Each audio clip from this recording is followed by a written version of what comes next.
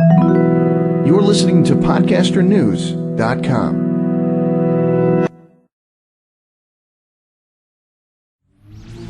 Welcome to the LA Story Podcast with Stevie Wilson.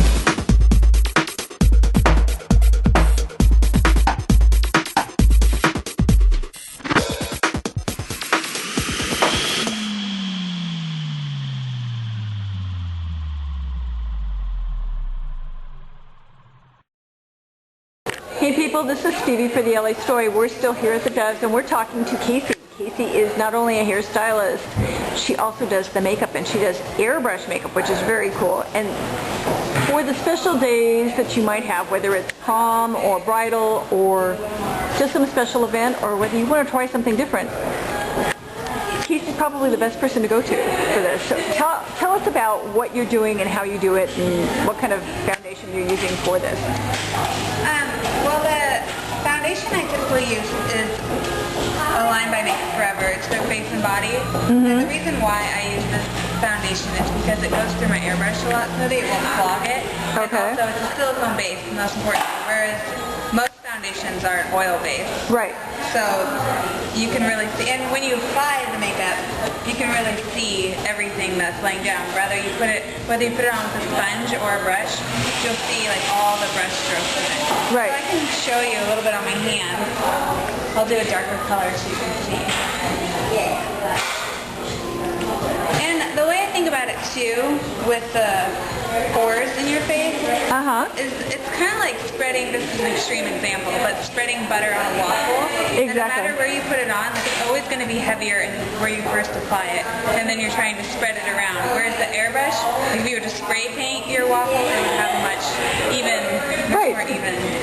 It's kind of like, I can't believe it's not butter in the spray. Yeah, so you can kind of see all the little brush strokes in it. Right. And even on someone's face, especially if they have larger pores, it's going to be really obvious. I'll put a little bit into my airbrush. Okay. And the thing about silicone foundation is that it separates within the bottle, so you have to shake it really, really well. So this is definitely something where a person just shouldn't just go buy an airbrush. Correct. You need to absolutely have some training. And to apply it to yourself is a lot more difficult than to have exactly. Yeah. I mean, it's like spraying it on over your eyes when your eyes are closed. Exactly. You don't do that. No. Or it's like cutting your own hair. It's something. Well, it's like a little, yeah, really. Cutting your own hair, I've done that, tried that. We all have, right? Those fringe that you cut and it's 3 inches shorter than you wanted it. It's like, particularly in the back. It's like, oops. And clients really like it because it kind of feels like a mister. Yes. And people who have really great skin, but you just want to even out their complexion, Sure. they hate foundations because it's really cakey. Yes. Whereas the airbrush, I can put it on as light and as sheer as I want to, and then I can also put it on if someone has more of a breakout or really bad, like just... Or just maybe some hyperpigmentation. Yeah, exactly. So if there's any like rosacea or anything like that, I can layer it and it won't look cakey. Okay, let's take a look. This is the airbrush. Wow. Second. Come out a little bit.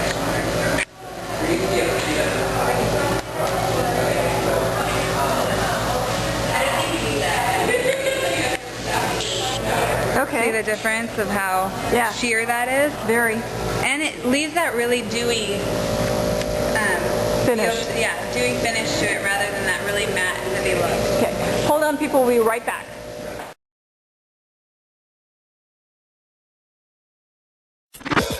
Thanks for joining Stevie Wilson on LA Story. Feel free to check out other podcasts and videos. Bookmark it now. www.la-story.com